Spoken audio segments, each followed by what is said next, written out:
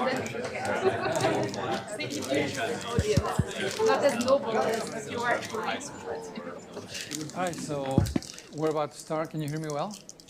All right, thank you everyone for coming. This is a great turnout. So again, thanks for showing up.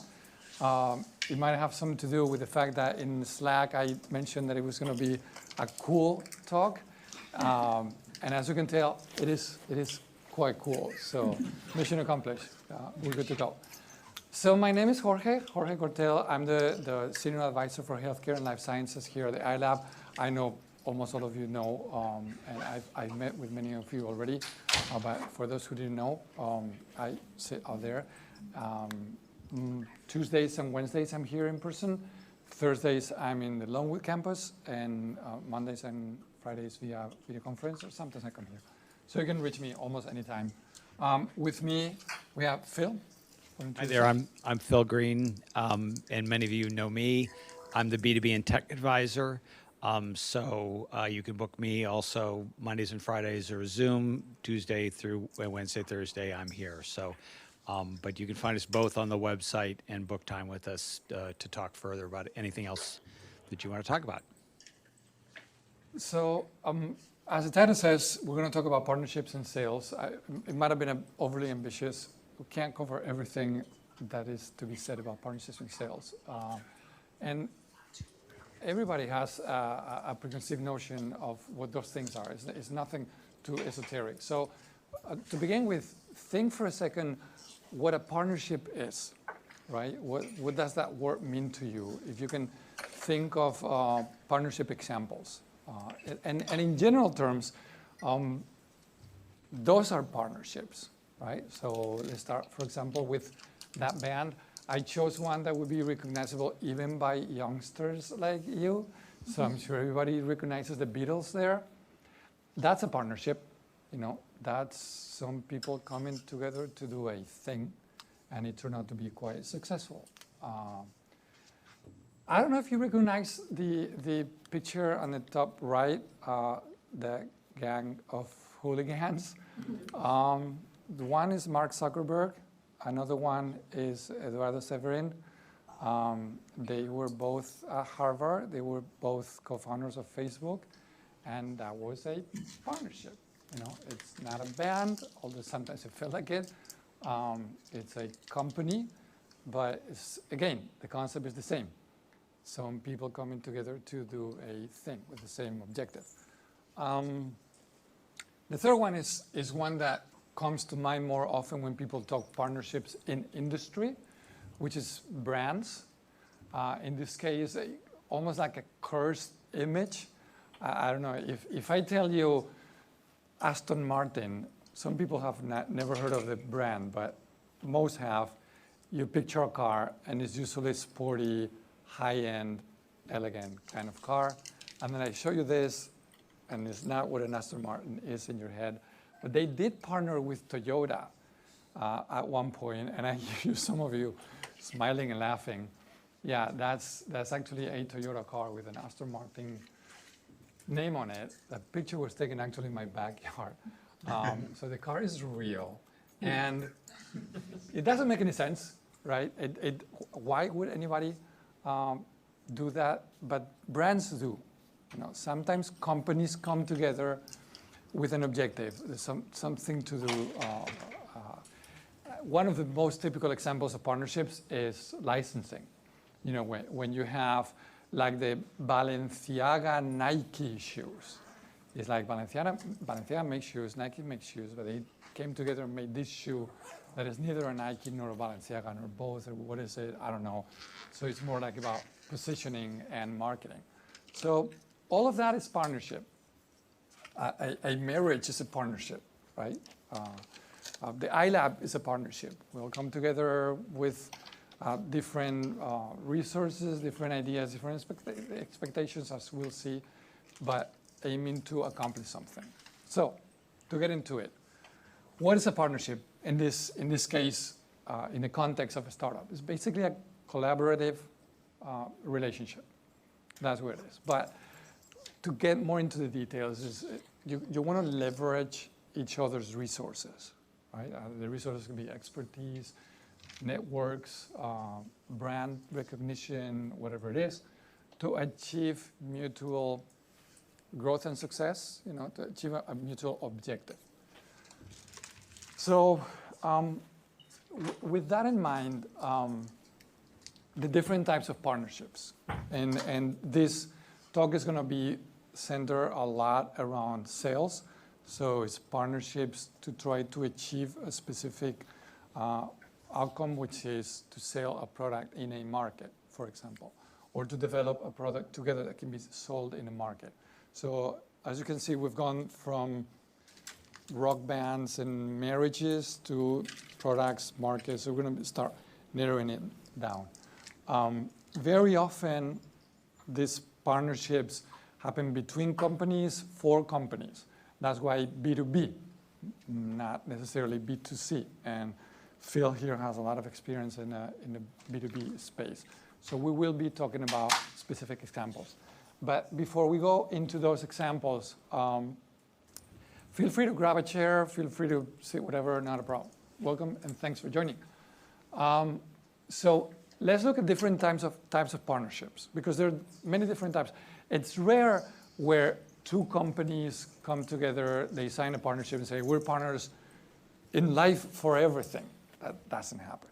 Your partner for an objective, for a duration of time, for a specific purpose under specific circumstances. So first you got to identify what kind of partnership is this. Is this a strategic partnership? Is it a supplier distribution? Is it an investment, research and development? It could be a product, it could be sales partnerships. Another kind of partnership that happens often in industry is in incubators and accelerators. Some people have some resources, startups have the ideas, the initial team, the prototype, whatever, and they want to leverage each other's, again, resources. The startup has a resource, which is the innovation. The startup has a resource, which is an idea, an IP, a prototype, a team, a particular expertise, and those incubators, accelerators, whatever, on the side of the partnership has other resources like experts, money, network, whatever it is.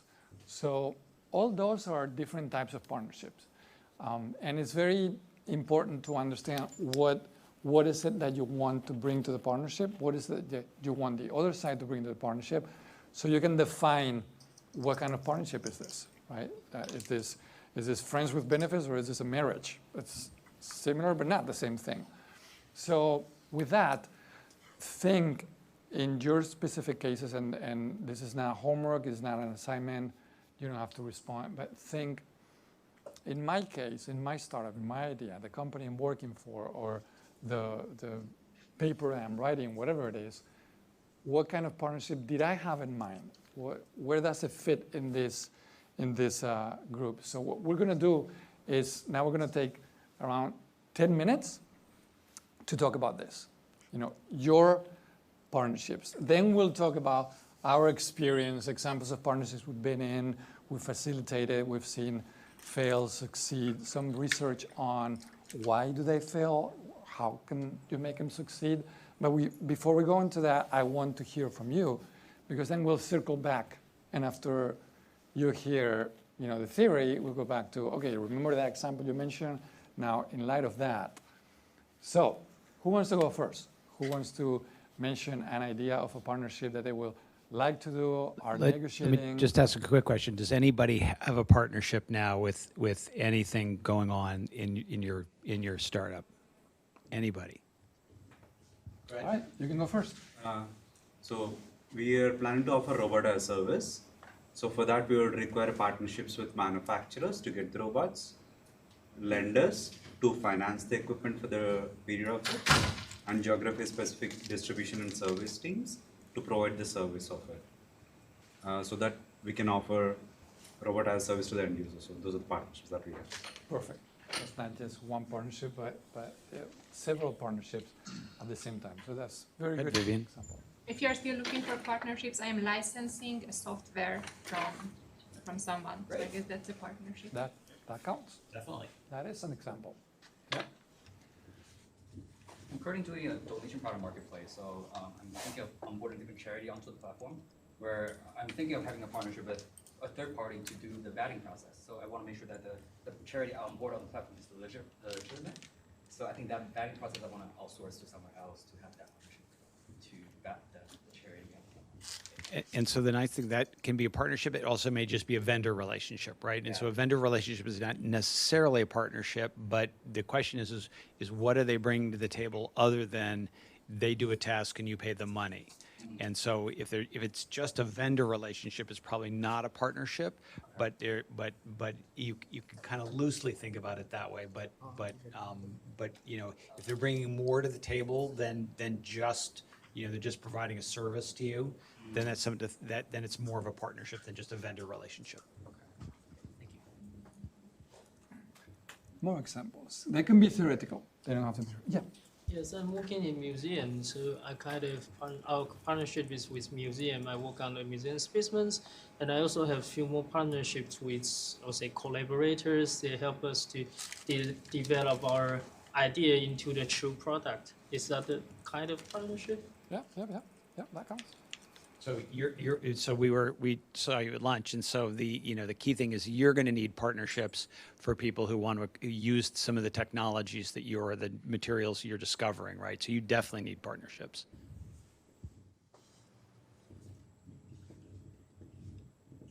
So back in undergrad, me and 3 friends were doing a side project with the idea of doing a company out of that.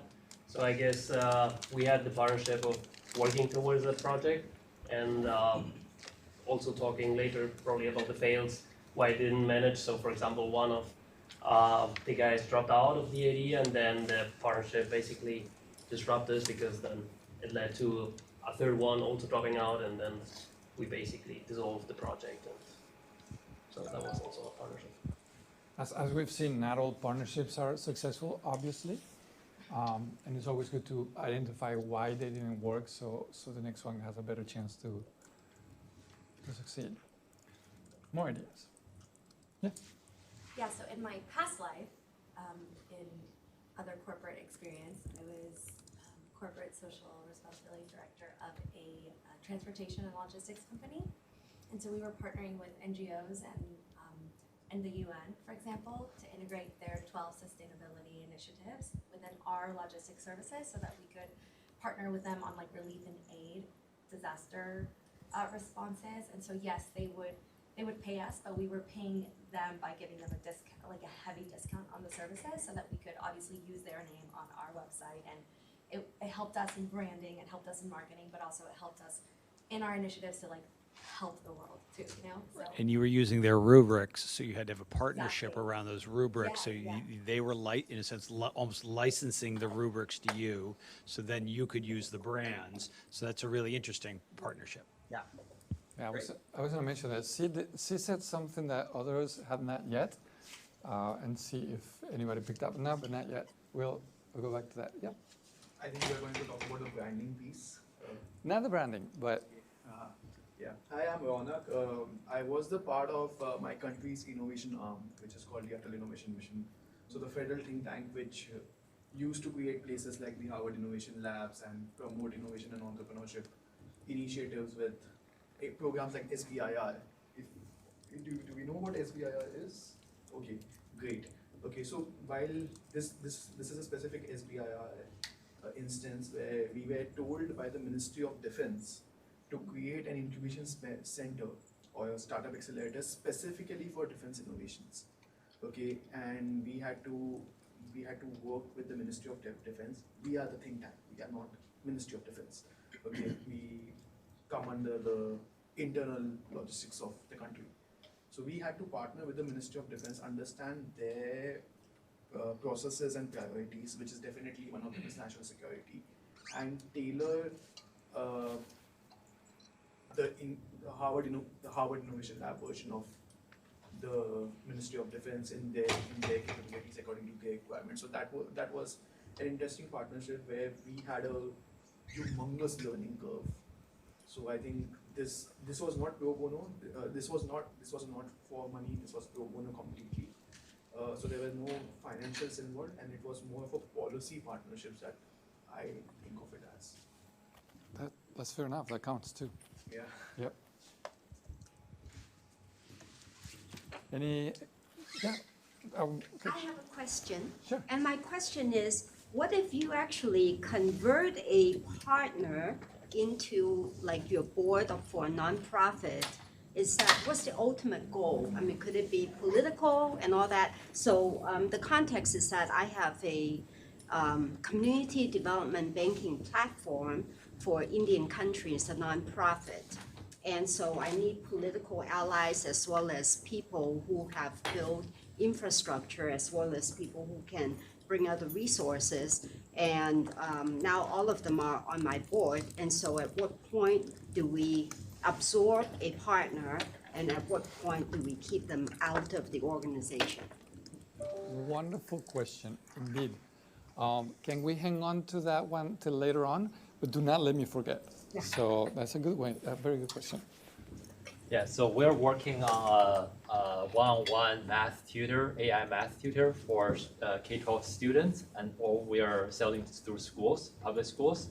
And one of the partnerships we're working towards with is with one of the biggest publishers for curriculum. And they have the distribution power, they have the curriculum, we want to leverage both of them.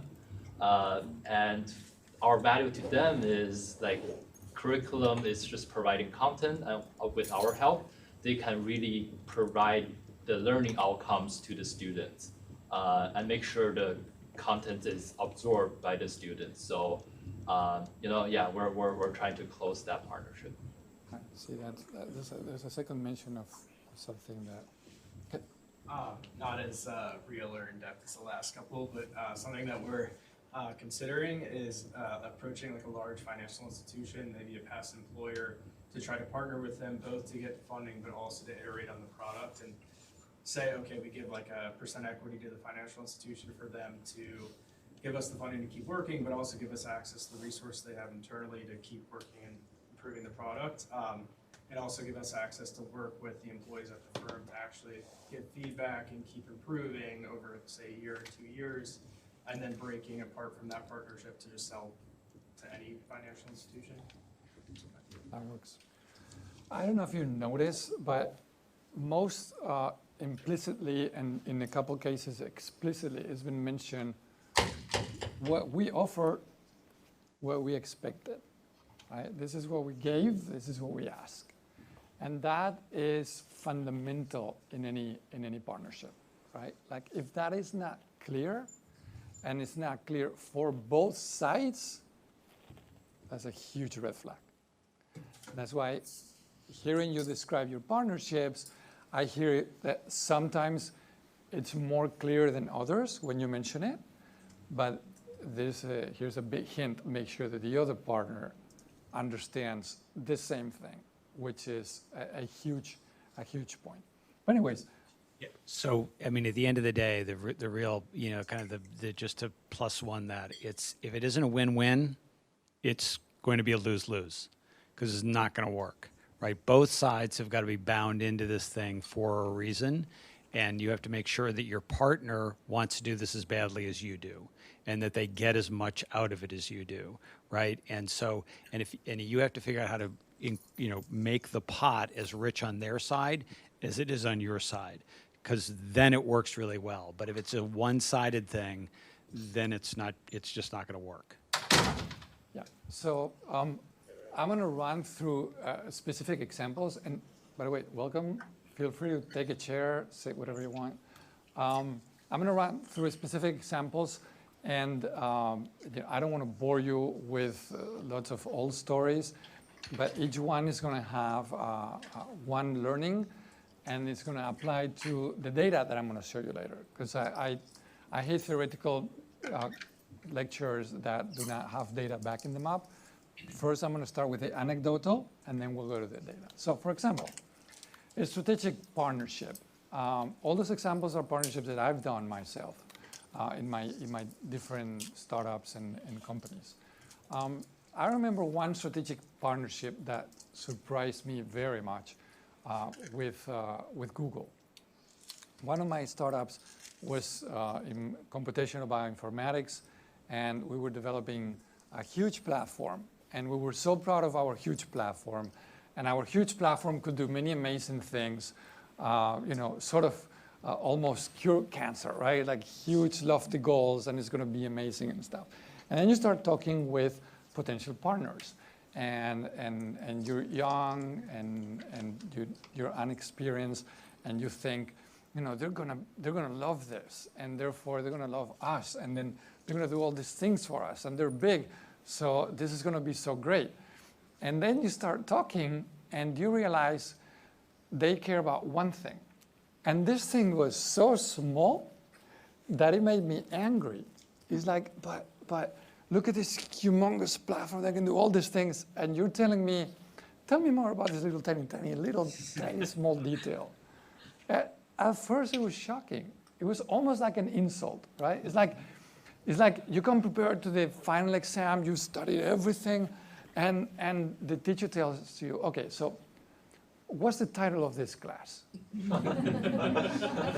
Like, really? That's it? It's almost offensive, right? Well, it turns out that I wasn't understanding what my counterparty wanted. What did they want? And it's not clear because they don't make these strategies transparent. They don't go around announcing what their strategy in the market is. But when they're partnering with a startup, what they're looking for is innovation. So they're looking for being ahead of the market. Therefore, nobody else knows what they're looking at. Nobody else should know what they're looking at. You, on the other hand, should be smart enough, hint, I'm telling you, I wasn't, that you should be thinking, okay, they're looking at me for innovation.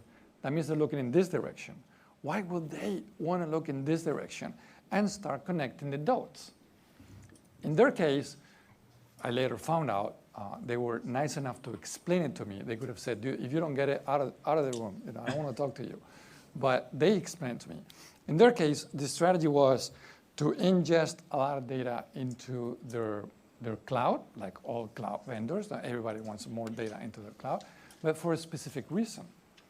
Now, if you look at Microsoft, they want to ingest data into their cloud. IBM does too. What's the difference? IBM wants to sell the consulting services and ancillary services to their cloud. That's really the professional business services organization. That's really what they care about. If the cloud disappears tomorrow, but they keep on selling consulting services and additional services, they'll be happy with it. Google, on the other hand, is very focused on the consumer. They want search, they want consumer behavior, they're very consumer-oriented. As Microsoft is more focused on platforms, the operating system, devices, they play in different playing fields with different objectives. So going back to Google, what Google wanted was a specific kind of medical data that linked to a specific kind of behavior in a specific subgroup of specific customers. Thank you for telling me. Now I understand why you wanted this little tiny piece that if we put it into your cloud, we give you a huge, tremendous advantage over your competitors that is much bigger than our big platform could ever dreamed of. We were, at the end of the day, our platform managed 80 million patients. With their piece right now, they're over 1 billion. So just to give you an idea how their little piece was actually much, much bigger than our big platform could ever be. So that's one example of strategic partnership. And strategy doesn't mean, oh, if I'm partnering with Google, I have to be as big as Google for them to see me as a strategic partner. Not at all. You could be, like I said, a little tiny piece of a huge strategy, but be fundamentally important. Another example is supplier distribution. I could tell you more. Like I said, I had Google and I had IBM. I'm jumping off in the interest of time, but in this case, here's another example of things that I didn't learn. And you'll be like, why am I listening to this guy that is constantly saying, I didn't know this, I didn't know that, I was so stupid. Well, so you don't make the same mistakes I did. Again, back to our huge, mega, amazing software platform that was going to change medicine forever. we figure, well, we're scaling so fast, we can't even keep up. We have customers in 15 countries. I'm flying all over the place, going insane. This is no way to live. There's gotta be a way to implement this at scale. And we talked with one of our partners, which was IBM, and IBM said, talk with Arrow. They got it. I never heard of this Arrow. Let me Google it up. Oh, wow, they're big. But I don't understand what they do. Their website is full of terminology that doesn't mean anything to me. This is lingo. I don't get it. Oh, fly over. Come over to, was it Arizona? I think they were Arizona. Come over to one of our locations and we'll show you what we do. Okay. So I go in and still thinking, someone that's going to help me install my software in my customers, right, in hospitals. I go in, they give me a tour of this huge facility. I mean, think industrial, massive compound, and there's all kinds of things. There are server racks, there are robots, there are lift forks and people moving all around offices. And I'm like, okay, this is incredible. So what do you guys do? And they keep throwing lingo at me. And I'm like, okay, can we talk about my case? I got this software. It needs to be installed in hospitals. So how do we work? Do I send you an activation code? Do you go download it can you walk me through it? And they look at me like, this guy is really a newbie. Like, he has no idea how this works. And I had no idea how this works. But I learned. This is how it works. They walk me through an example. And through that example, I learned, oh, shit, that's how they do it. That 10 years into the industry, I learned how my competitors did it. You might think I'm deranged or quite slow. I might be. But this goes to show that many things in many industries are a lot less transparent than they seem. So this is what happens. They install software for other companies that will go unmentioned because it's under NDA, but very big companies. What they do is they set up a server rack connected to the ceiling, and somebody goes in there and enters a code and enters a URL, and the software comes from, say, Germany, gets downloaded into this server, and then somebody else comes in, cybersecurity, and secures the thing.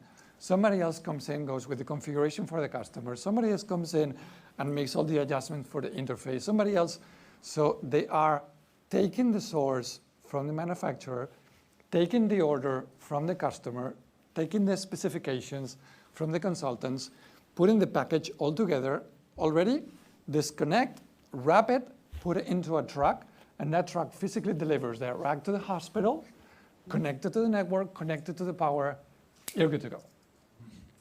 I was like, that's how it happened. We kept sending engineers to hospitals and installing into their hardware, and when the hospitals were like, I don't want to deal with hardware, bring the hardware. We'll go to IBM and say, I need the server, we'll go to Dell and say, I need the storage, and we get these boxes into the office. We go with the boxes into the hospital. I got a picture of the first computer I delivered to a Lenox Hospital in New York, where I physically brought the box because you can't park anywhere near in New York. You're walking all over Manhattan with a stupid thing. It took me 10 years to realize that's not how you do it. Nobody told me. I mean, I would have thought my customers, the first customer that would see me show up with a box would say, boy, what are you doing? This is not how it's done. No, nobody's going to tell you that. So at some point you figure out. And how do you figure out through partnerships? So IBM was kind enough to point me to the right partner, and Arrow was kind enough to walk me through it, and they say, okay, how many thousands of these you need? Let's start with 10. But at least they could do 10 in minutes, while it would have taken me 10 weeks to do 10 by myself. Right? So that's how you scale. And that's how a partnership goes. Another one with investment. I have plenty of stories about investments and investors and acquisitions and stuff. At NLC, which is a venture studio, we set up 110 startups by licensing from universities and corporates. I would rather tell you about the investment case, the acquisition case at Canon. Canon was going to acquire our company, huge negotiations, huge deals, everything under NDA, valuation over unicorn, everything, and then COVID happened, and there was a little clause in the due diligence for, it's very standard, it says substantial conditions of business operation modification, therefore everything null and void. So after working for several months in this partnership, actually 2 years. It took us 2 years to get to that. And then that's the thing with working with Japanese corporates. You multiply by X the amount of time that things take. It's cultural. It takes time to develop this level of trust with Japanese corporations. So after 2 years of working on the relationship and the negotiation and the due diligence, and then this little thing happened, and boom, everything fell and out. So again, partnerships, they depend on circumstances, not just both sides. Both sides wanted this to happen, then something external changed the landscape, and then that thing that both sides wanted to happen changed. Go back to square one. Do we still want it to happen? So you got to revisit everything. And when you run out of energy, like, no, I don't want to go through this again. Research and development. This one is very interesting and very important because most of the partnerships that you're referring to are either go-to-market or research and development. They're either product or sales. That's why this was partnership sales, and Phil can tell you a lot about that. But I think at an earlier stage, and most of the teams at the iLabs are earlier stage, it's about research and development. It's about product. And in a way, it's normal to think, I have this idea, I want full control, I want all the IP, so I'm going to develop everything in-house and by myself. In a way, that's highly inefficient. You know, that huge software platform that I was mentioning, I coded the first version by myself. It took me forever. Then I hired developers, and they were boom, boom, boom, boom, boom, boom, boom, improve, better, bigger, amazing in days. Like, why didn't I do that? Why did I have to? It's the initial thought of any startup entrepreneur is like, I got this, I'm going to do this. But then you realize you can leverage others. That's one thing at the iLabs. You hear people talking, hey, I know about machine learning. Well, I got experience in this. And they collaborate, and things happen a lot faster. Well, that can happen between companies, too. And one thing that I love is when different teams at the iLabs partner amongst themselves. Now, they're all startups, but they all have different strengths. And if you can leverage each other's strengths, that's great. Sometimes, for example, it's going to market. I refer a number of people to you because you have experience in the corporate world. And like, well, if you're saying you want to get into the healthcare and wellness, and you want to go through corporate, then talk to Lupita. She knows how that's done. She might not be able to do it for you. She might not be interested in doing it for you, but she's done it, so talk to her. So all these connections should be happening more often because you all have your experiences, previous corporate life, coming from different countries, and that's a reach of possibilities that you can leverage for partnership. But going back to research and development, here's an example of a very, very surprising one that we had in digital pathology in this case. Digital pathology is basically substituting a microscope for a scanner. So I know simplification, but you need the scanner, the physical thing that images the slide, and software. We had the software. We weren't hardware manufacturers, so we had to talk with the hardware manufacturer. But my initial thought was, anybody that manufactures digital pathology scanner needs a software. Nobody in their right mind will go to market with a scanner without software. Therefore, everybody already has a software. Therefore, why will they speak with us? And I spent months, literally months, analyzing every scanner manufacturing, then analyzing all their software, pros and cons, comparing it with us, making this matrix so I can go with them and say, look, my software can do all these things that yours can't, or better, or whatever, and finding an angle, a little crack that will be of interest to them, and see if perhaps, fingers crossed, they want to partner. The surprise was when I started talking with some, I said, we have this digital pathology software and we love to partner with a manufacturer. They were like, awesome. I'm like, okay, great, thanks. I'm glad to hear, but I'm a little surprised. So walk me through this. Again, remember, I'm a little slow. Walk me through this. You have your software. I'm here to tell you that I want you to sell my software instead of your software. I haven't even told you why. And you tell me yes? What's the catch? Another thing I didn't understand. Most of those manufacturers, and this is generally true in medical devices, they don't want to sell software. They hate software. They wish they could take the whole software team, throw it out the window, and forget about it forever.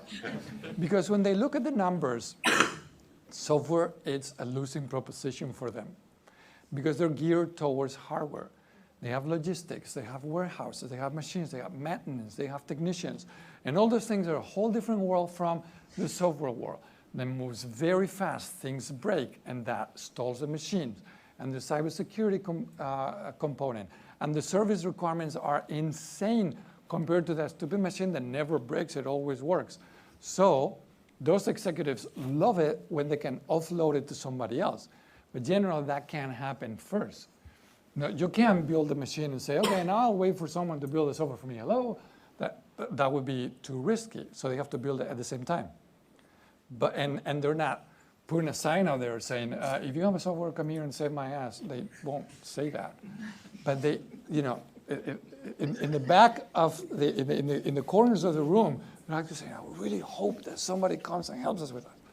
So it was a godsend for us because to get FDA approval, you actually need a hardware and a software component for digital pathology, which is a crazy story I can tell you about some other day. So that worked really, really well for us. Final example is the incubators and accelerators. At one point, we were at Google's offices in London because we figured, instead of getting our own offices, let's see if we can leverage someone. And we started looking at accelerators and incubators, and they wanted shares of our company, and they wanted to tell us how to do things. And it's a little bit late for us, but it's a little bit early for us with our own resources to start expanding. And we realized that since we were partners with Google at a strategic level, that actually allowed us to use their offices wherever we wanted. And I said, okay, that sounds good. Anywhere?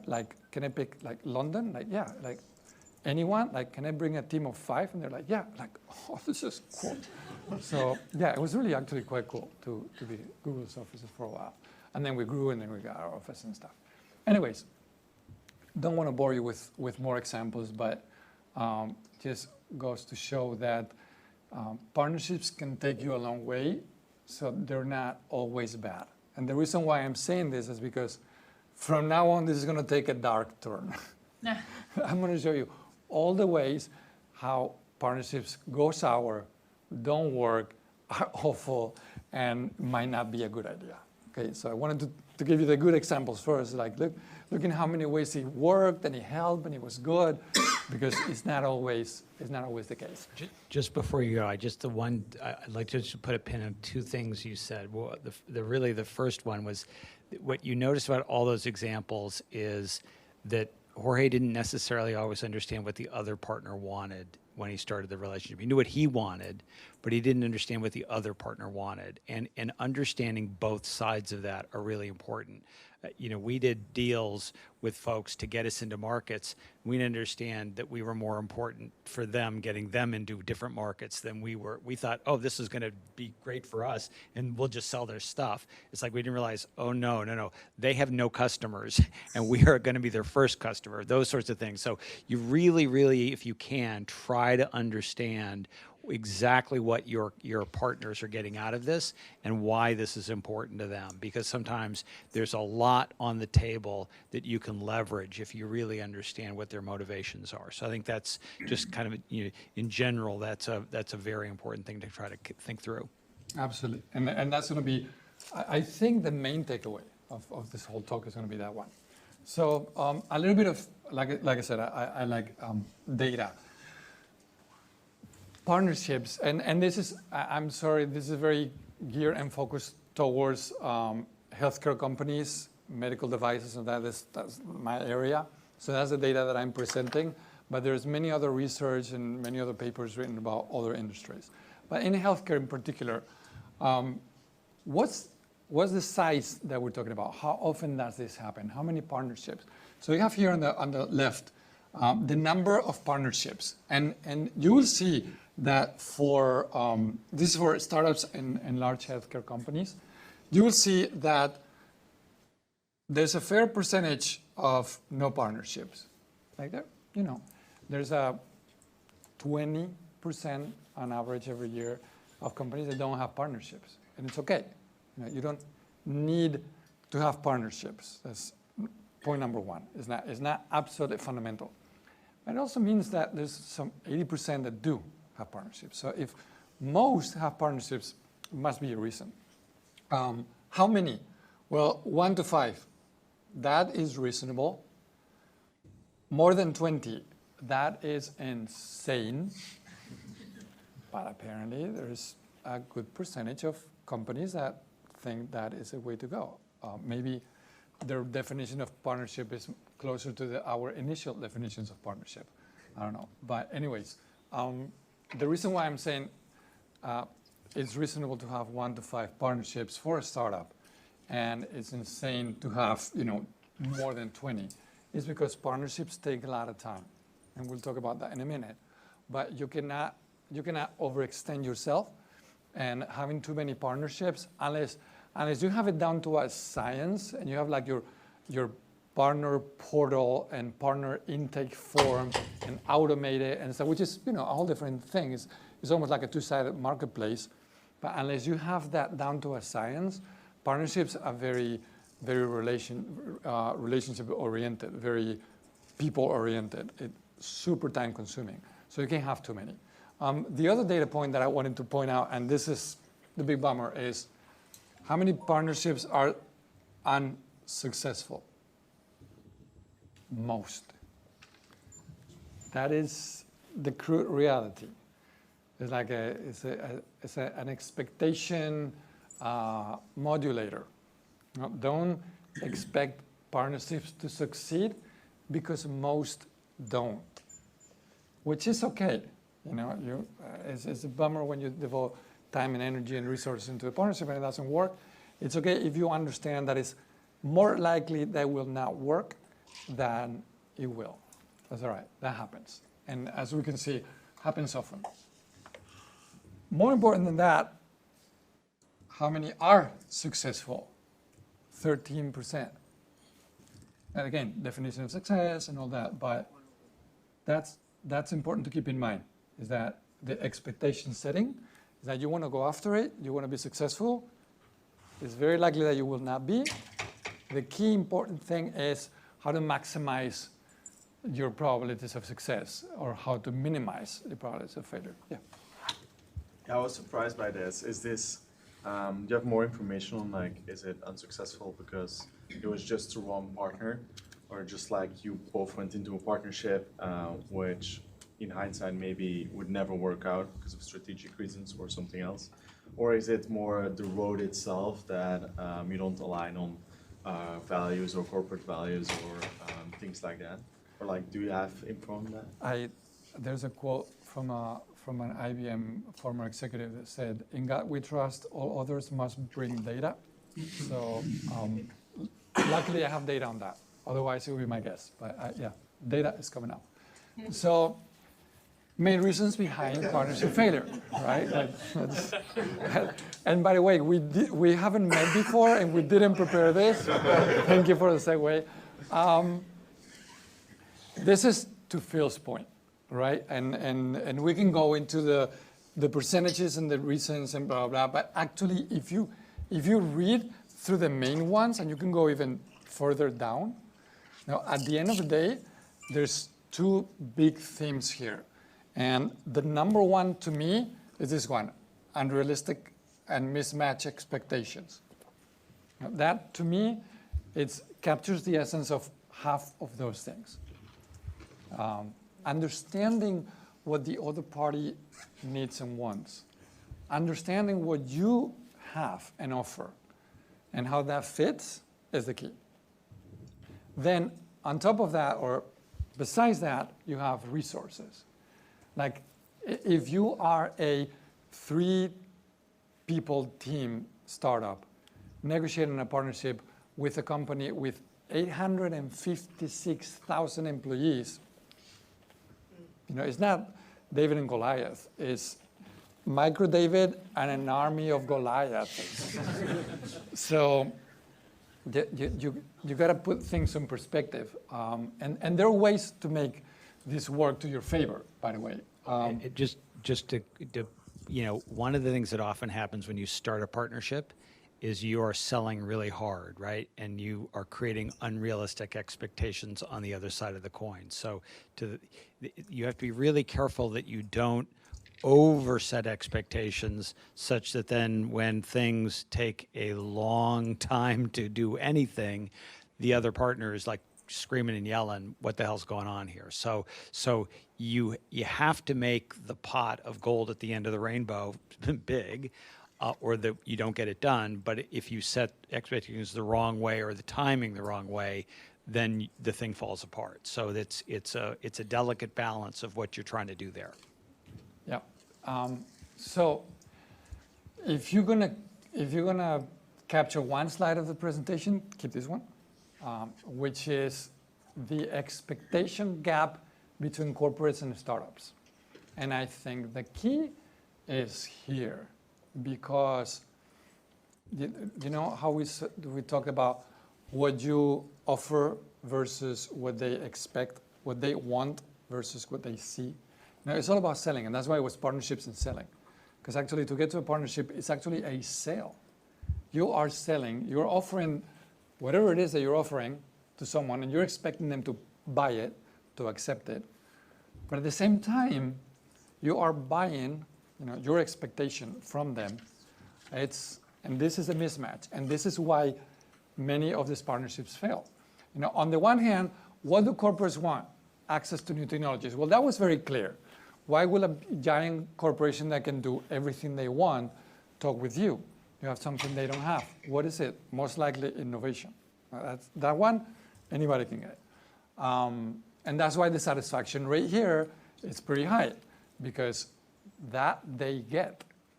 If they're after your invention, well, that's what you're bringing, and that's very clear. But from that point on, things start to fall.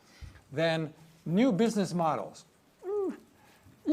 Okay, it's easy to bring a new business model to a corporation because they have the way of doing things and you have more flexibility. So it's easy that you bring a new business model. The growing gap here is that your business model is most likely not going to work for them. And that's not easy because you don't know what works for them. So that's normal, but that's something to keep in mind. And things get even worse, access to data and insights. The data that you're going to bring is usually negligible to them. Like when you're talking to a giant corporation, again, or a giant hospital, whatever it is, the data that you bring is super small. Now, for you, that data is relevant. For them, it's not. It's sample size, it's market size. You may be looking at the Boston market. They will be looking at the world. So what's relevant here might not be relevant around the world. And therefore, that data might be valuable for you, but might not be valuable for them. So, the gaps start getting bigger. But on the side of the startups, it's even more sad. And you see the sad faces. So, funding. How many of you in the back of your head is like, I'm going to partner with this huge corporation. That's going to bring in the dough, man. I know it. Well, guess what? It won't. It won't. They're not going to invest in you. Not yet. They might. It happens. They might even buy you out, of course. But it's not going to happen that quickly. And let me tell you one big, quick lesson that I learned like a slap in one of my partnerships. And this goes with a good advice. The advice goes, find a champion. Find someone in that company that you want to partner with. Might be a potential customer, might be a distributor, might be a research and development, whatever partnership it is. Find someone, a person that will believe in you, believe in your project, and will guide you through their maze. That's your champion. Find that champion, because that champion will tell you things as they are, not as they should be or sound good. So when we were trying to partner with this huge corporation that showed great interest in what we were doing, and we're like, they're going to invest for sure. These guys said, like, no, they won't. I'm like, we have technology they admitted the customers love and they need. Like, yeah, that's true. Well, why wouldn't they invest in that? Like, they don't invest in technology. They don't care about technology. But we're talking about a big technology company. How big technology company doesn't care about technology? No, don't get it. Big technology company cares about money, cares about customers, cares about sales. So you're not bringing in technology. You're bringing in an enhanced potential of sales or revenue growth. Am I? Yeah, because they don't have this line of product. So you bring a new line of product, you open up a new market for them, they can make a lot of money, and then they want to buy you. Oh, okay. So what I need to do first is to bring in the revenue. It's like bingo. So you bring in sales, you bring in customers. It's like, really? I'm the only salesperson in my company, and I have to bring customers to a company that has 14,000 salespeople? Yeah. Okay. And I did. Because they don't know how to sell your product. Exactly. Exactly. That's what they want from me, a new market. Who do they have selling in that new market? No one, because it's a new market. They're not in that market. They want you to show them that that is a market they could access, but they're not going to put any effort in it. And suddenly you realize you have a gigantic training problem on your hand, not a partnership. Exactly. In this case, it worked. I mean, we brought a $12 million contract, put it on their table, and said, will you sign it? And they're like, what's our margin? And we said 9 million, and they signed it very quickly. and then we were very successful together. But that's actually a well understood technique for you get a partner who wants access to your product, you bring them sales, and suddenly they go, oh, we can sell this. Oh, we make margin in this. And then they get interested. You just bring them the technology and you don't bring them the first things. You don't prime the pump. They don't get it. Find a sales guy who can be really successful with their product. Find a sales gal who can be really successful with your product. Teach them and make them understand. Make that work for them, because otherwise it just fails. Yeah, you see how these two go together?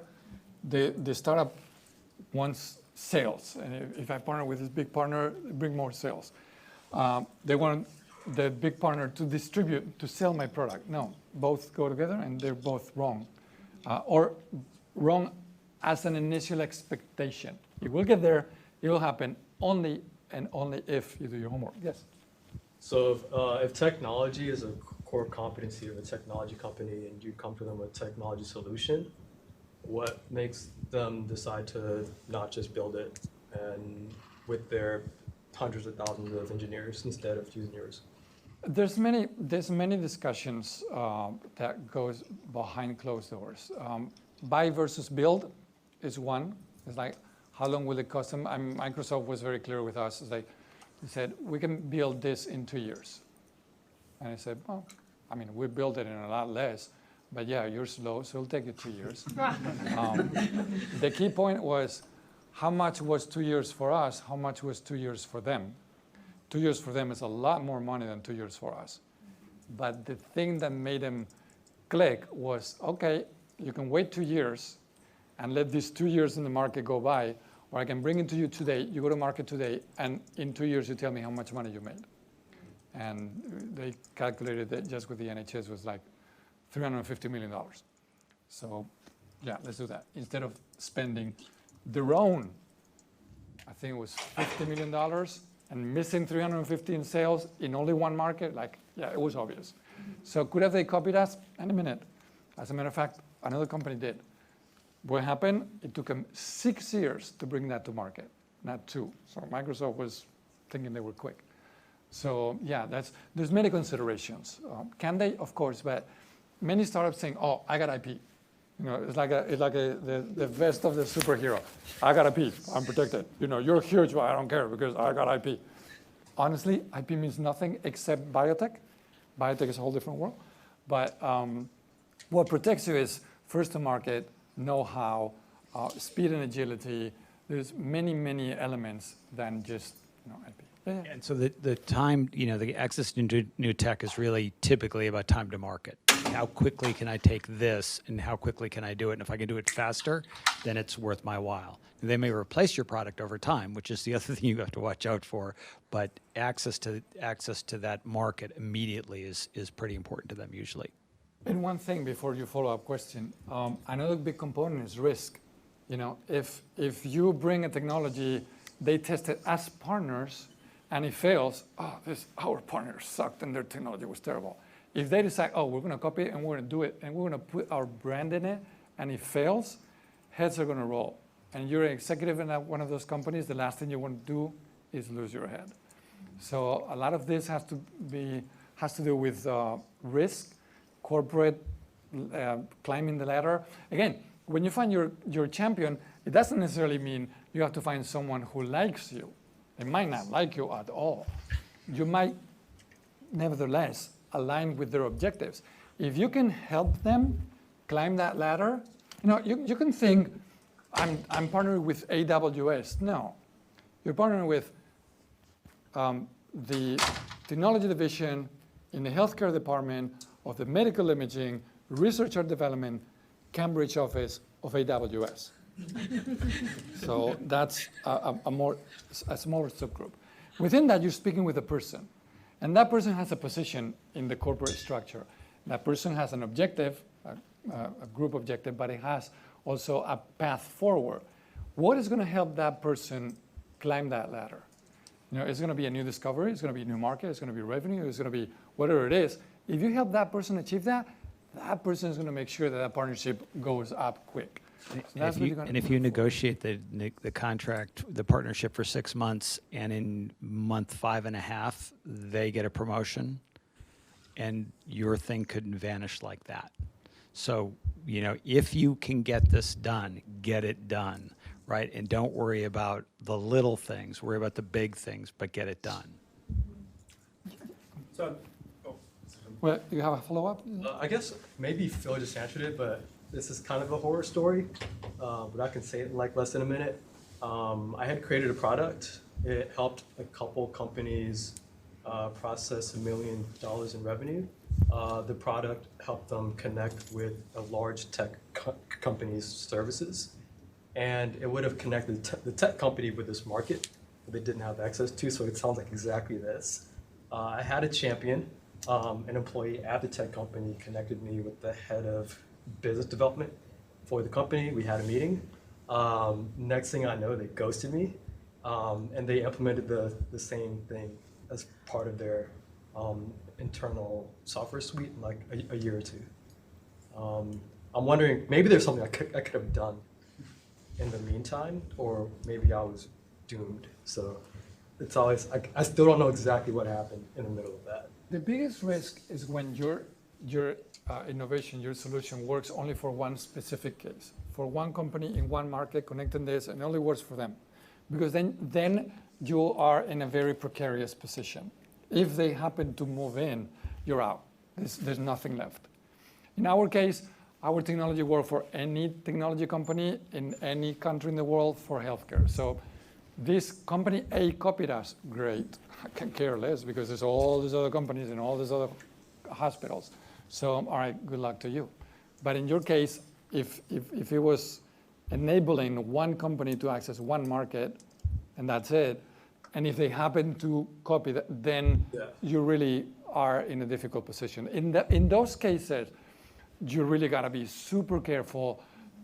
Again, I don't think IP is the protection. Then your protection has got to be more strategic. Like, who am I speaking with? How do they operate? Ideally, you'd always love to be able to say, because we don't get the deal done, I'm going to your competitor, right?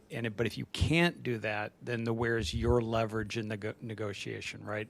In that, unfortunately, in that situation, you're almost a vendor, not a partner, right? Because they're hiring you to do one specific thing for one deal, and it's helping them in a big way, but ideally what you'd like to be able to do is say, well, we don't get it done, I'm already in negotiations with number 1, 2, and 3, so we better get this done, and it'll be an exclusive deal only if we get it done. I like that more. Yeah. Right. Okay. So I was wondering, a lot of this seems to be focusing on like, well, I like the way you put like micro David and army of Goliath sort of situations. How much does this change in the like, you know, tiny startup and like mid-sized, you know, it was a startup or it's a smaller business, you know, order 10 to 100 like employees, like that's present in the market, but it's not the same like division of a division of a division, like they can't just move into any area they please, they might have to raise funds, like how does this change the conversation and the leverage? I can give you an example. Of course. So we sold our product in the U.S. direct, but there was no way we were going to open up international offices, and we had half our business was overseas. So we had to recruit partners overseas, and they were usually they were smaller than we were, but not teeny, and we weren't IBM. so we were dealing with folks, but the key thing there was, you're qualifying them. Are they trustworthy? Are they going to do what you want to do? How much training do you have to put in? And all of those things to figure out. You're setting goals for them, a whole bunch of stuff. We, before I arrived at the company, we had a distributor in the UK, and the founders, the partner said, we need to do some things to make this more UK-ish. So they handed him the source code. And I get there, and sales in the UK go down by 40%. It's not good. And I said, where's the contract? And they said, oh, no, we just gave him the source code. It's like, oh, shit. So we had to figure out, and I go to the lawyer, said, can we sue the guy? I said, Phil, suing somebody in the UK is going to cost you a ton of money. It's not going to work. You need to just beat him up in the marketplace. So what we had to do is we had to go find another partner. So I literally had to take somebody and put them on a job of doing nothing but looking at all the partners we could possibly sign up in the UK and calling every single person up. We were going to a large convention that we went to every year, conference every year in November. So we had a list, got a short list, 10 people, did all the interviews, went. Some people drove us around, took us to really fancy restaurants, and it was really clear they were going to put us in their pocket. We were a competitor because they were in an allied market, and they didn't want us to do anything. It's like, okay, let's cross that person off the list. But we had to go through a lot of due diligence in order to then pick the next partner and then to cancel our distribution contract with the guy who screwed us because he had introduced a competitive product based on our source code. And so you're working really hard. But the key thing is we had to understand why the partner we picked was the right partner. He had a complementary business. He had no business that was. We opened up a new market for him, so we understand he needed us because we were going to open up something for him. We wanted him because he was going to take over the distribution and try to win back our customer base. Other people had products that were more competitive / complementary, but they were bigger companies, probably better partners, on paper, but they were going to just get the contract and then not do any sales at all. So you have to think really hard through all of these sorts of things when you're doing this. It's not David and Goliath. You're almost peers sometimes, and that's a very natural thing. But you still have to do all of the things we talked about. You have to understand what their motivation is, what your motivation is. You have to make sure that you're setting mutual expectations. You have to understand how much you're going to have to put into it to train them how to use your product, how to sell your product, all that sort of stuff. What kind of resources they are actually going to put into this? Are they going to take? How many salespeople are they going to hire? What kind of marketing are they going to do? How are they going to do this? All of those things are going to get talked about because you're dealing with somebody who's a little closer to you in size, right? And it's not, oh my God, they're going to just, things are going to go crazy. We needed the numbers to go up in the UK, and they wanted to open up a new market. So there's kind of those sorts of things to just think about, but it's all the same sorts of things have to happen in those relationships.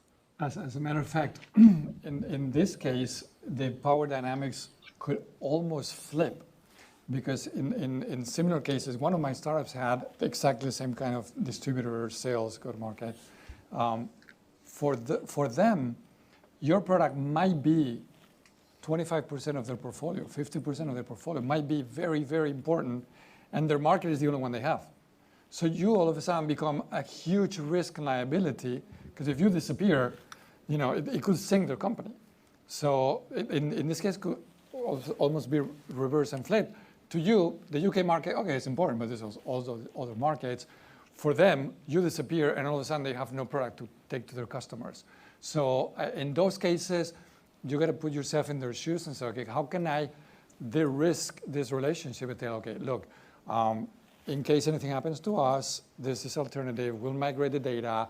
You have access to the source code, whatever mitigating mechanisms that you can put in place, and that will ease them, because it would be, for them, it's easy to sign a distribution agreement with a multinational because they don't have to worry about anything, which it's not true. But signing a distribution agreement or sales agreement with a small startup, it's like, oh, they could be gone tomorrow, and that happens all the time. So you want to make sure that you de-risk that for them. I always said when we signed a deal with the First Indie Technologies, this is the luckiest day of your life. They said, why is that? I said, I have a track record. Every partner we brought on for technology, 3 years later they were bought. And it was like, and then suddenly that partnership would go away because it's like they don't want to be in the market, that they don't want to do the same deal. And it's like, oh crud. So we were constantly switching out our technology partners because they were constantly because we were buying them as add-ons to make our technology more interesting. We were looking to even kind of other folks for us to access for new technologies, and then they were always small companies, and then they would get gobbled up. So my original plan was to go back around with the examples that we mentioned at the beginning, and in light of the information, rephrase it. We ran out of time, but from this point on, questions and answers. I'll stay as long as you guys want to stay. But yeah, that was the main content of the workshop. Thank you.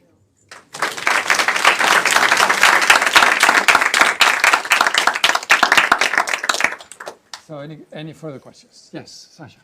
How does David approach Goliath? And at what point does David put the partnership question on the table? The partnership what? Question. Okay. So how do you approach it is,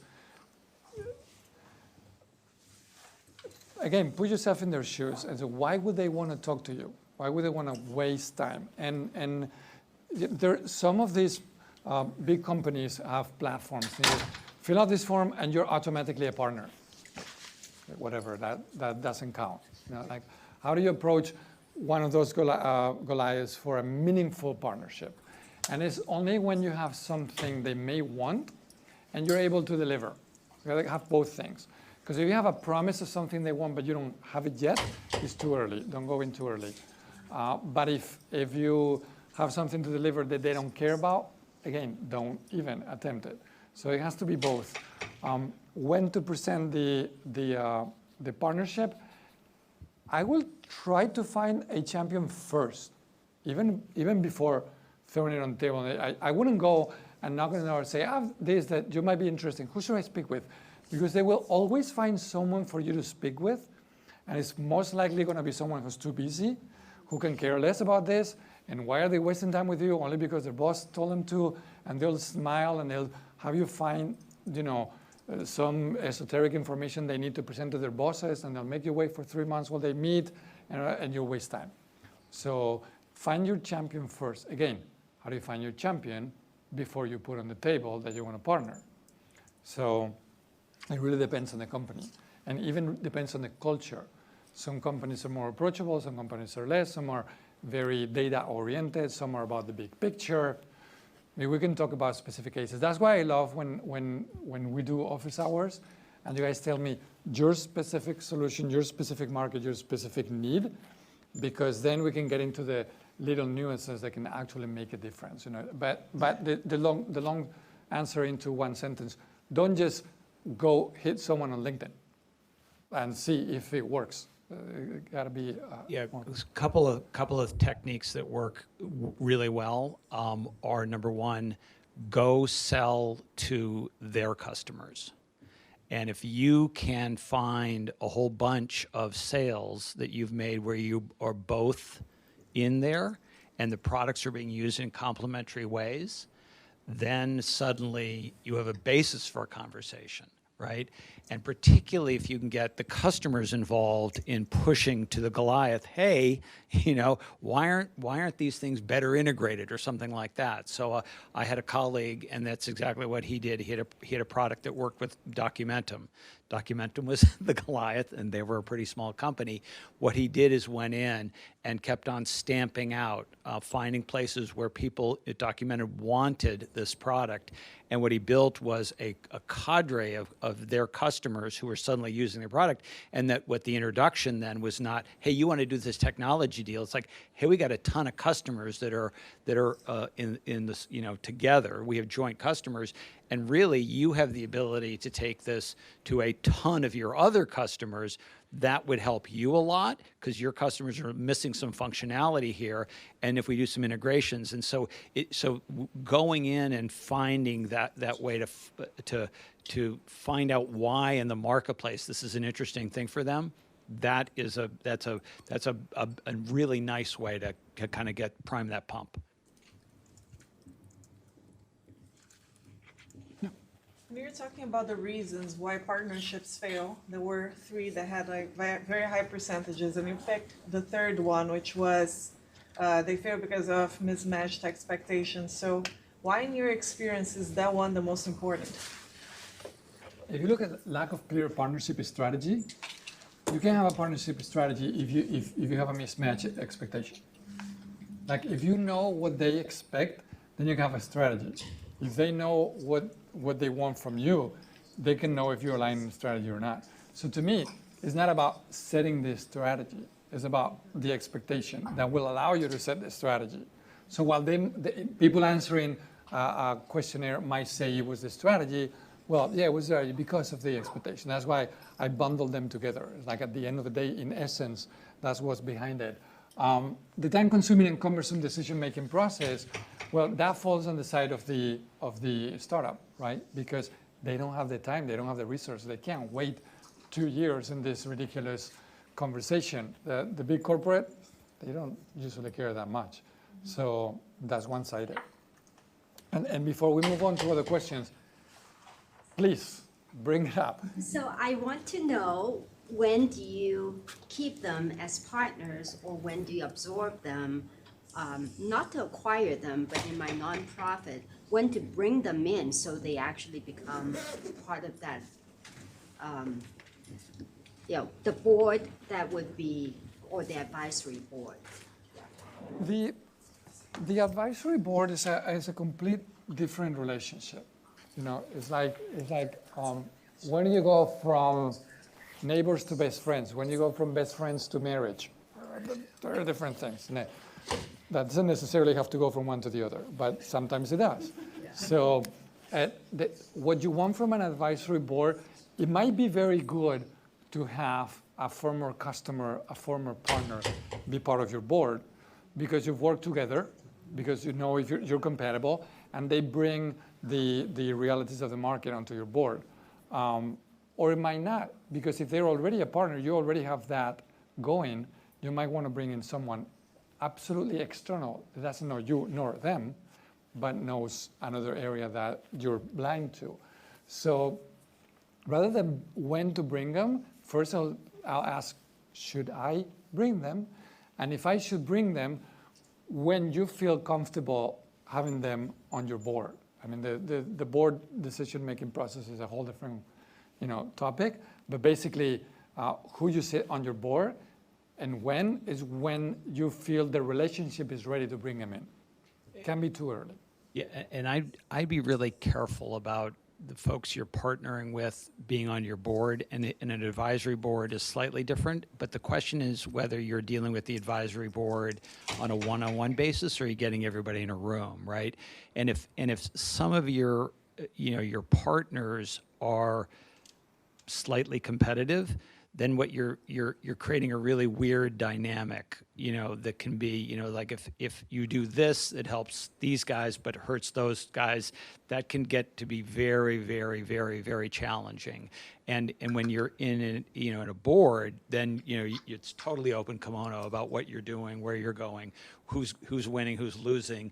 That's not the way you want to communicate with your partners. An advisory board, particularly if they're just advisors, not really a board where everybody gets together, that can be a little different because then you can just deal with them that way. But the real, I think the key is they don't have to be brought in to be important to you, right? They can still be critical partners, big partners, really interesting, and you never either invite them onto an advisory board or your board at all. Typically for board members, I would want people who are experts who remain a little independent of me. Now, if they're big donors, they're big sources of revenue, that's a different thing because a lot of times in a nonprofit, you need the money, and that the reason you bring them onto the board is they bring funds. So those are different sorts of things. But you just have to manage whether there's going to be competing forces there before you bring them inside.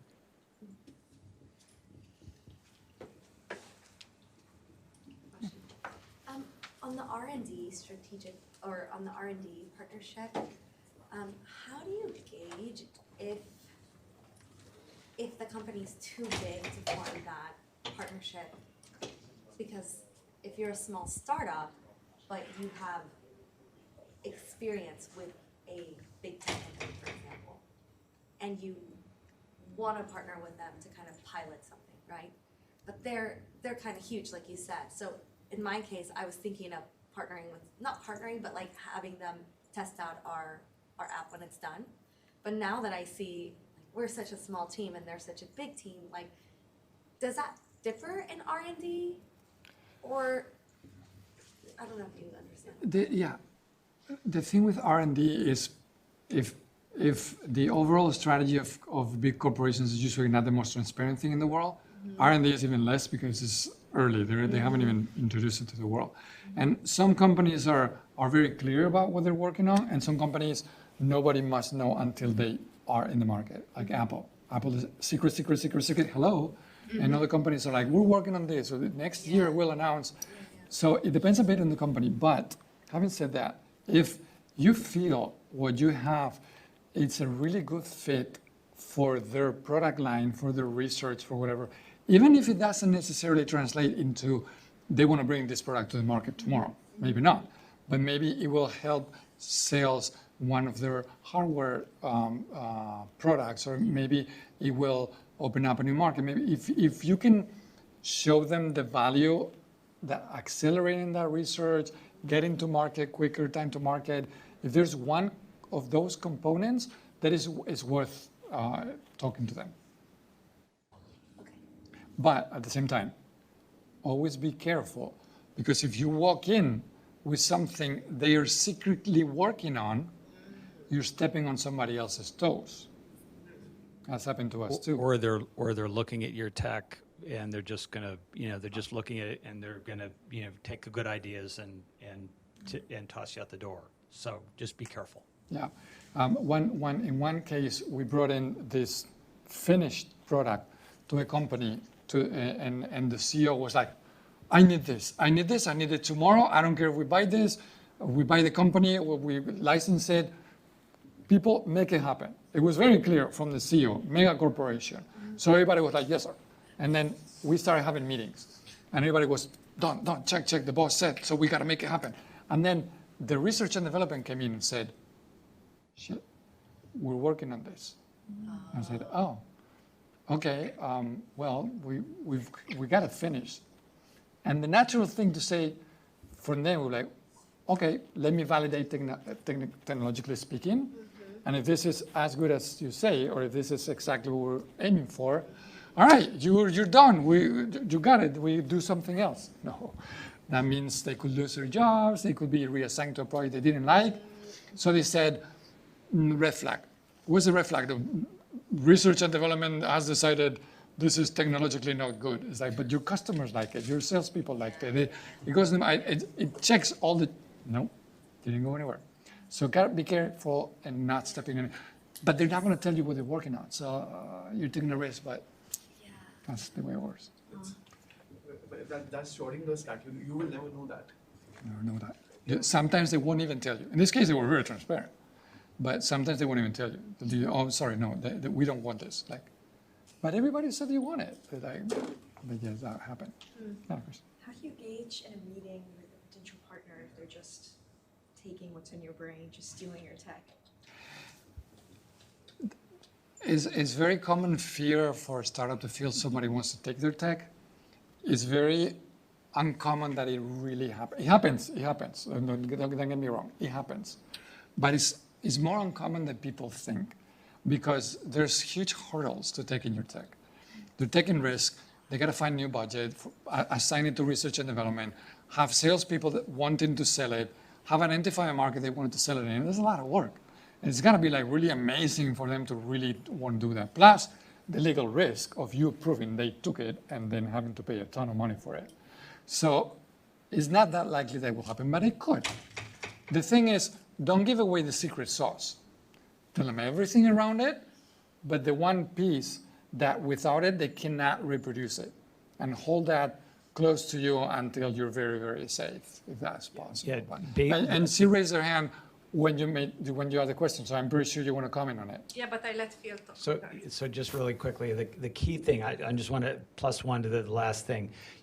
Describe the outcomes, describe what people get out of it, but when they want to dig into the tech really early in the conversations, you just say, no, we don't need to go there yet.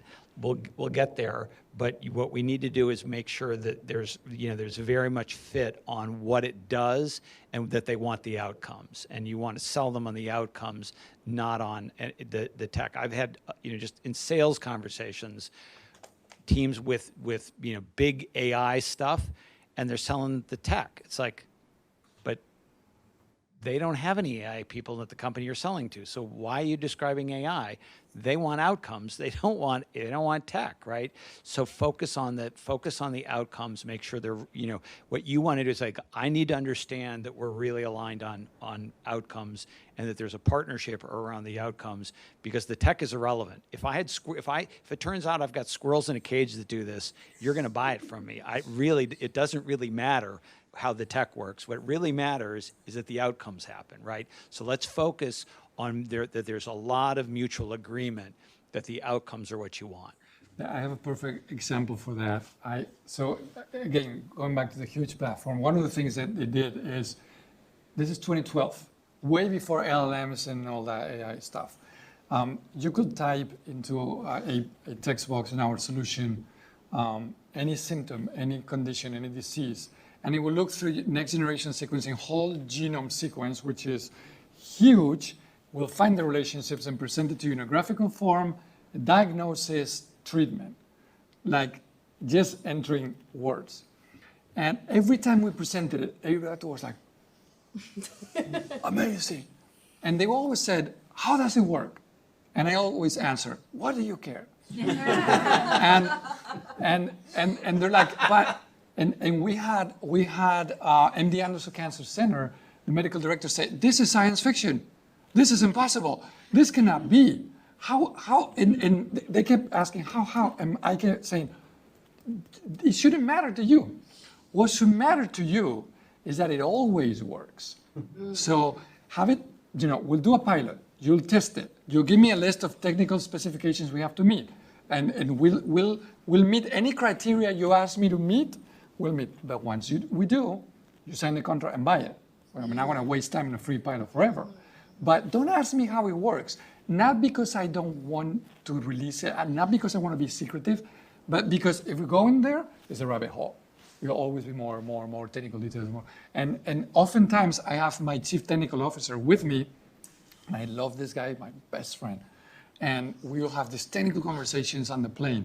And then once we get to the meeting, I always say the same. Okay, Alvaro, now you sit here, and unless I tell you to speak, you do not say a word. Because if you start saying, but this algorithm, it's over. It's over. It'll never end. So the answer to their question is, you shouldn't care. Let me show you how. Let me show you what it produces, not how it works.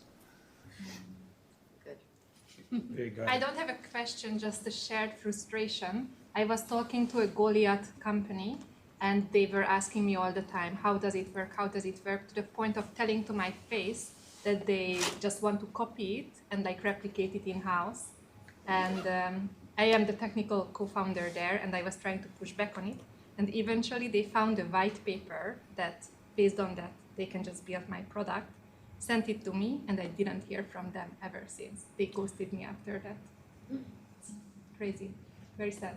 Yeah, that happens. That happens. And the biggest satisfaction is when you go to market, you get sales, you get traction, you keep growing, and you look at them and they're going nowhere. Because that That would sometimes, be nice. yeah, I want them to come back on their knees. that's a wonderful feeling. I can tell you that's happened to me, and I loved it. Questions? Well, the folks who had our source code went out of business 3 years later, so. Karma. I'll ask one of it then. So you had in the like mismatch of expectations about like getting sales from a bigger partner, getting distribution channels, and that this clearly wasn't working out great for people. If that is kind of a core part of what somebody wants from a partnership, do you think it's ever like a legitimate goal of a partnership? And if it is, how would you like try to approach that to maybe make that work out better? So if you think about the mismatch, it's because they're looking in opposite directions. What you want to do is turn them around and say, okay, you want my new technology, I want funding. So in order to, I'm here, you're here, but I can take you higher. To do this, I need this little funding. Help me get up there. You know, it's like Phil was I love the risk or the fear versus the greed and the, so with investors it's exactly the same. It's like you want to lower their fear, but you want to raise their expectation, their greed. With corporates, you want to say, I already got this. You want them to not worry about you not having enough, but I can get you higher, and that's when they get the greed. The fear is diminished because you're ahead, but you can get even higher, and that's when your greed goes up, and that's when you ask for the money. So what you do is, in each case, you turn it around. You want them to bring you sales, and they want access to new technologies. Well, they will only bring you sales if they can sell it. They can only sell it if the new technology works. So first, you have to sell it. First, you got to prove that you can sell it. But the minute you got one sale in one of their territories, one of their customers, one of their distributors, that's when you can go and say, now bring me more, because I've proven to you that it can be done. They might say, this market is not large enough, the margin is not big enough. They might have reasons to say, I'm not ready to go into that yet, but until you give them one sale, they won't bring you more. So again, you got to turn them around and be in each other's shoes, right? Often, sometimes when the way you kind of make those things align is you don't try to do a partnership, just go directly to partnership. You do like a pilot. Let's figure out how to joint sell this. And then you help them understand how easy it is to sell, how much the customers like it. So you just bring them along on sales calls, right? Or they invite you into some of their, you invite me into some of your customers and we'll sell it. I'm going to invite you into some current customers I have that are not your customers. And we're going to walk through it. You're going to see how this works, why people like this tech, how hard it is to sell. And then you've got a couple of these under your belt. Now expectations can get much better aligned in terms of, kind of the reason things fall apart, because everybody gets it, right? You understand how much maybe, it's like, okay, for this partnership to work, you're going to have to allocate 5 salespeople. And if you don't allocate 5 people in the agreement, we're not going to do the deal, because that's just stupid. Or you have to allocate 5 trainers to train your 1,000 salespeople, because I don't have the money to do that, right? I don't have the time to do that. So figure out what things have got to take place. But one of the best ways to do that is walk before you run, right? If you jump directly to a partnership, there's misalignment. You haven't worked together. You don't really understand that. It's like you got married, but you didn't bother to date first. And, and that's usually doesn't work out very well. So, what you want to do is you want to figure out how do I date a little bit, and that can cause it to fall apart but that's probably good, because if it wasn't going to work, it's never going to work. If you can't make the pilot work. Yeah, I'll give you an example, perfect example of what Phil said. We had partnership with Microsoft and IBM, and I went with a Microsoft salesperson in the healthcare space to a hospital, did a demo, show how I sold it, and which was very easy for me. And I told him, okay, do you see that? Do you feel comfortable? He's like, no, that's complicated. I was thinking, dude, I mean, my 6-year-old son learned to do the demo, and the demo takes less than 5 minutes, and all you need to do is do the demo, and they love it. What's complicated about it? Like, you were talking about NGS something. Yeah, next generation genomics. What is that? I'm like, you're selling into hospitals and you don't know what next generation sequencing is? Well, yeah, he was selling operating systems, Office 365. He had no idea. So he was in healthcare, but he was not in healthcare. And that's because Microsoft was in healthcare before when they bought HealthVault, but when they sold it, they pulled out. All their experts found a job somewhere else. Then they decided, we want to go back in. They didn't have anyone. So they started assigning people that had no idea.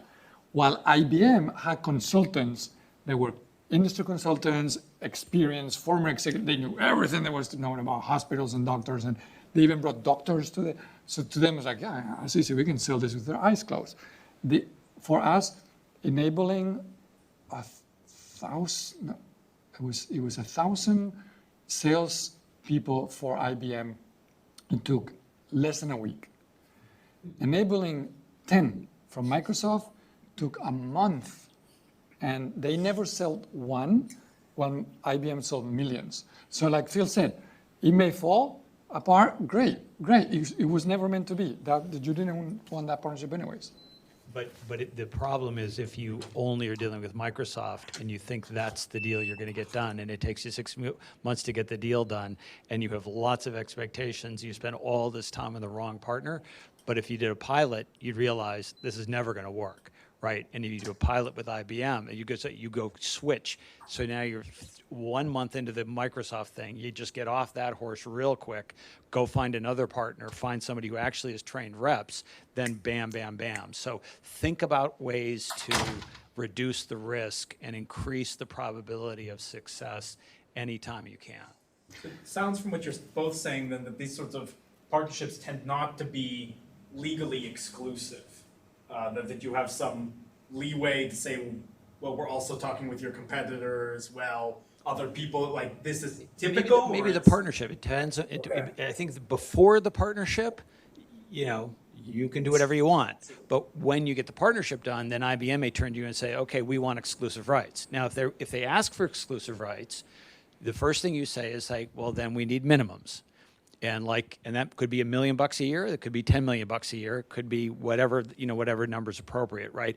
But you never give anybody exclusives without guaranteed monies coming in, because as soon as they have an exclusive, if they're building a product, they stick your product right in the left pocket, and then they whip out their product and go, ha, you have 0 sales for the rest of your life, and they're selling a competitor product. So if they ask for things like that, you have to have guarantees that you're not getting screwed.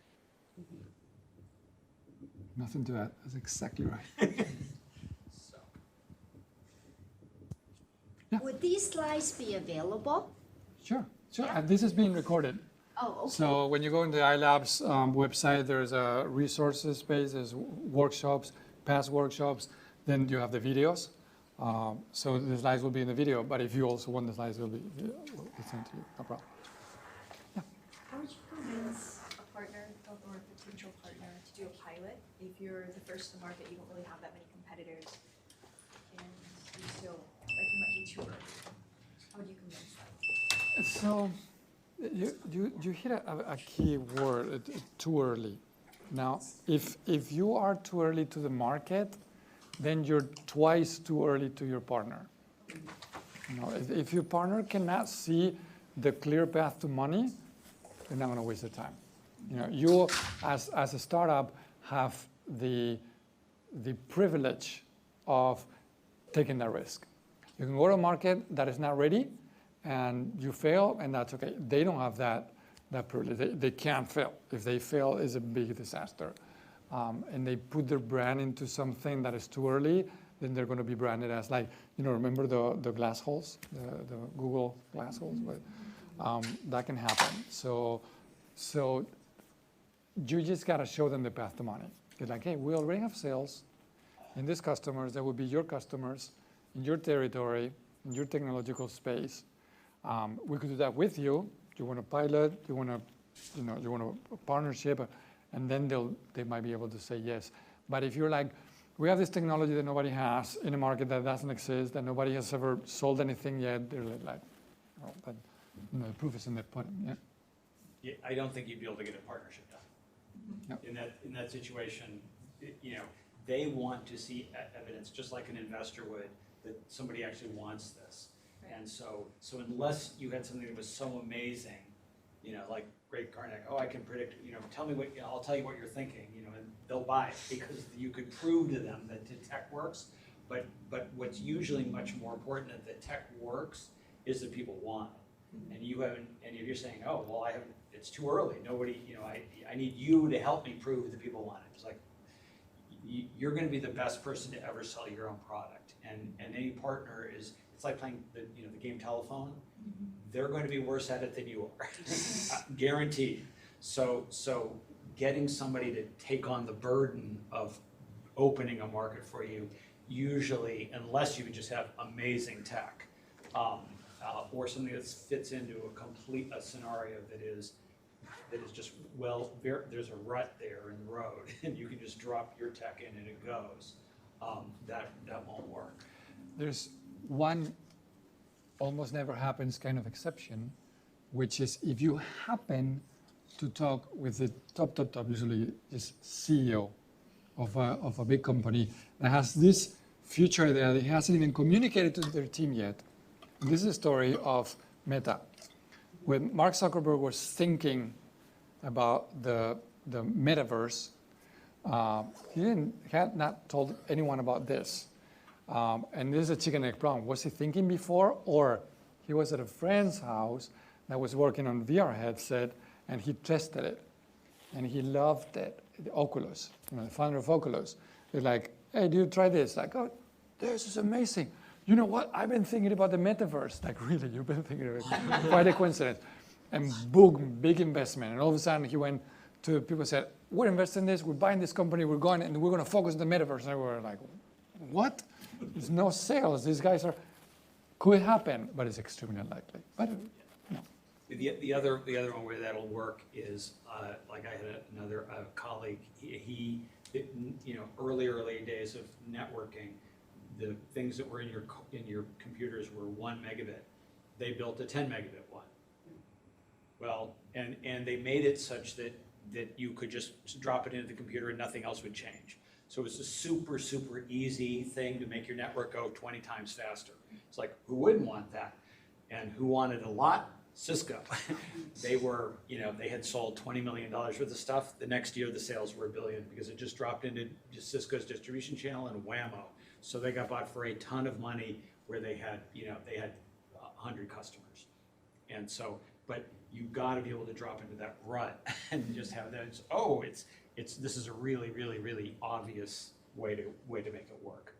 But if it's brand new and it's wild and crazy, and the CEO is not thinking about it, then it's really, really tough.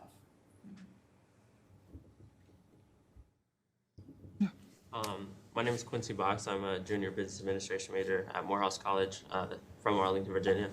And I have a technology peripherals company geared towards competitive gamers. So we create and modify like keyboards, mice, controllers, things like that. And we have a patent for one of our controllers, but we don't have any connections within, like, we don't have a champion or anything. And the idea is, or the hope is to partner with a company such as like PlayStation or Xbox. And there is market, and there is a big market for the competitive controller that we have the patent for, but I'm not sure. How do I go about finding like a champion, or should I go to them, like find a champion, foster a relationship with them, and then go to like and like pitch it to them, or how So this is not my natural space, the consumer space, though I know the space tangentially because my son is a video game designer at a AAA company. My gut feeling is that you, in your case, again, consumer space, you want influencers to love this. Yeah. To just talk about this like, this is amazing. Then you got it done. But, you know, with consumers, it's all about, you know, the latest, you know, and the greatest. And who determines what the latest and the greatest? Of course, if you have a ton of sales, that works. But also if you got the excitement of those that move the market. So I would, instead of trying to go to the tech companies directly, because they will go onto whatever people want, either whatever people buy or whatever the market signals they want. So if you can get a few influencers excited, then you can talk to these tech companies. I think that's exactly right. Thank you. And is it something that helps gamers? Yeah, it gives them a competitive advantage. So then the question would be, go to the top e-gamers and get them to say that they're using it. Okay. Because then then people will be eating a path, they will beat a path to your door. But going in and trying to claim that this is great, the same sort of thing, it's like, I don't believe you, right? You're claiming it's great, you have a patent, so what? I want to know that you know, Zeus or whatever his name is, you know, likes it. Okay. Right. I'm going to take off. All right, thank you, Phil. See ya. Thank you very much. Phil. Thank you. Yes. Cynthia from San Diego. I've been seeing